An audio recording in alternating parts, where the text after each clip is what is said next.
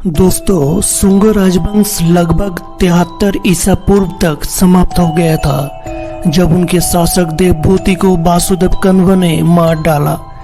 कण्व वंश लगभग 45 वर्ष तक मगध पर शासन किया था। लगभग इसी समय एक और शक्तिशाली राजवंश सातवाहन डेक्कन क्षेत्र में सत्ता में आया। ऐसा माना जाता है कि मौर्य के पतन के बाद और सातवाहनों के आगमन से पहले कई छोटी राजनीतिक रियासतें रही होगी जो डेक्कन के विभिन्न हिस्सों में शासन कर रही थी।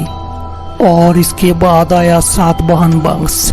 सातवाहन, जिन्हें पुराणों में आंध्र भी कहा जाता है, डेक्कन क्षेत्र में स्थित एक प्राचीन भारतीय राजवंश थे।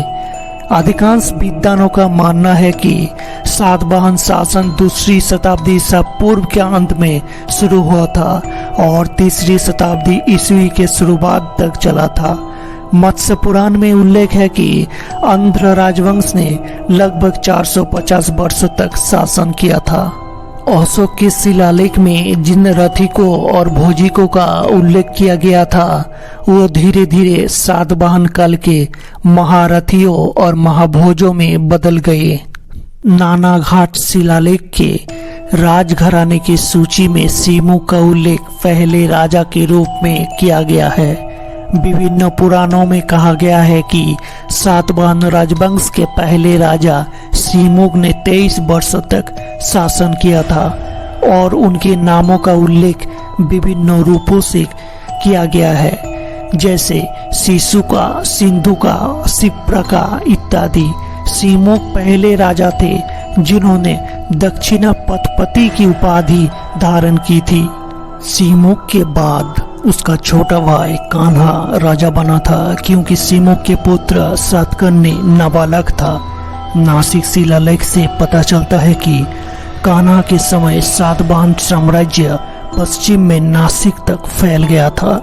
उसने 18 वर्ष तक राज किया था। कान्हा की मृत्यु के पश्चात सातकर्णी, जो सीमुग का पुत्र था, सातवाहन वंश की बागडोर संभाली।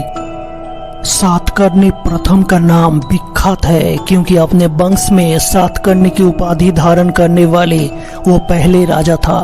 सातकर्णी प्रथम के पत्नी नग्निका के नानाघाट अभिलेख से उनके शासनकाल के विषय में महत्वपूर्ण सूचनाएं मिलती है। सातकर्णी प्रथम पहले सातवाहन राजा था जिसने सैन्य विजय द्वारा अपने साम्राज्य का विस्तार किया था। सातकर्णी प्रथम ने पश्चिमी मालवा, नर्मदा घाटी तथा विदर्भ पर विजय प्राप्त की थी। विदर्भ उसने शुंगों से छीना और लंबे समय के लिए अपने नियंत्रण में रखा था। पश्चिमी मालवा पर उसके अधिकार की पुष्टि श्री सत नामधारी सिक्कों से पता चलता है, जो उस क्षेत्र से प्राप्त किया गया था। इस प्रकार संपूर्ण मालवा क्षेत्र उसके अधिकार में था तथा पूर्व की ओर उसका राज्य कलिंगों का सीमा स्पर्श करता था। हाथी गुम्फा लेख से पता चलता है कि अपने राज्य आरोहण के दूसरे ही वर्ष खारवेल ने सातकर्णी प्रथम की परवाह न करते हुए पश्चिम की ओर अपनी सेना को भेजी थी। ये सेना कण्ववेना नदी तक आई तथा आशिक नगर में आतंक फैल गई। ये स्थान सातकर्णी प्रथम के अधिकार में था। खारवेल का प्रबल प्रतिरोध किया, जिसके फलस्वरूप कलिंग नरेश को वापस लौटना पड़ा था। इस प्रकार सातकर्णी एक सार्वभौम राजा बन गया। सातकर्णी प्रथम ने 2 अश्वमेध यज्ञ किया था। अश्वमेध यज्ञ के बाद उसने अपनी पत्नी नग्निका के नाम पर रजत मुद्राएं उत्कीर्ण करवाई थी। सातकर्णी प्रथम का शासनकाल भौतिक दृष्टि से समृद्धि एवं संपन्नता का काल था। उसकी विजय की फलस्वरूप गोदावरी घाटी में विशाल साम्राज्य का उदय हुआ, जो गंगा घाटी में शुंग तथा पंजाब में यवन साम्राज्य की बराबरी कर सकता था। प्रतिष्ठान को उसने अपनी राजधानी बनाकर शासन किया था।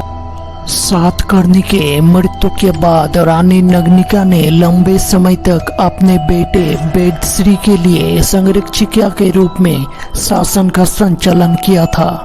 इसके बाद कई राजाओं ने शासन किया, लेकिन साम्राज्य को पहले जैसे मजबूत नहीं रख सके। इस दौरान पश्चिमी भारत पर शकों का आक्रमण हुआ। शकों ने महाराष्ट्र, मालवा, कथियावाड़ आदि प्रदेशों को सातवाहनों से जीत लिया। शकों की विजय के फलस्वरूप सातवाहनों का महाराष्ट्र तथा उसके निकटवर्ती क्षेत्र में अधिकार समाप्त हो गया और उन्हें अपने मूल स्थान छोड़कर दक्षिण की ओर खिसकना पड़ा था। इस प्रकार सातकर्णी प्रथम से लेकर गौतमीपुत्र सातकर्णी के उदय के पूर्व तक लगभग एक शताब्दी का काल सातवाहनों के लिए ह्रास का काल था। दोस्तों, इस वीडियो में अगर आप लोगों को कुछ भी अच्छा लगा हो तो लाइक, सब्सक्राइब और शेयर जरूर कीजिए। मिलते हैं नेक्स्ट वीडियो में, तब तक के लिए थैंक यू।